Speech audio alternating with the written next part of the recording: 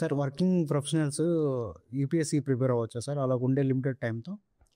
Prepare అవ్వచ్చండి, but it requires tremendous determination and lot of commitment towards the exam.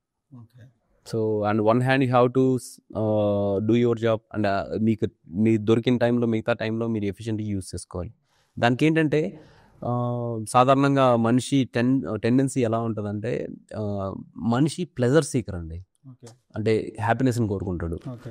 తర్వాత మనిషి అనేటువంటి వాడు వోలటైల్గా ఉంటాడు. ఓకే. సో వోలటైల్ అంటే స్థిరత్వం అనేటువంటిది చాలా తక్కువ ఉంటుంది. ఓకే. అండ్ మనిషి అనేటువంటి వాడు ఆలోచనల్ని కంట్రోల్ చేయడంలో చాలా ఇప్పుడు విఫలమవుతుంటాడు. ఓకే. సో ఆలోచనలు కంట్రోల్ చేయలేదు. సో అండ్ సర్కమ్స్టాన్సెస్ పరిస్థితుల్లో లొంగిపోతాడు. ఓకే. సో ఇలాంటివన్నీ ఏవైతే ఉంటాయో ఆబ్స్టికల్స్, మనల్ని డిస్టర్బ్ చేసే ఆస్పెక్ట్స్ ఏవైతే ఉంటాయో వాటిని అధిగమించుకొని డిటర్మైన్డ్గా ఉండగలిగితే వర్కింగ్ ప్రొఫెషనల్స్ కూడా సక్సెస్ అవుతారు. ఓకే. సో లాస్ట్ ఇయర్ మా బ్యాచ్ 23లో సాయి కుమార్ నందలా గారు ఉన్నారు.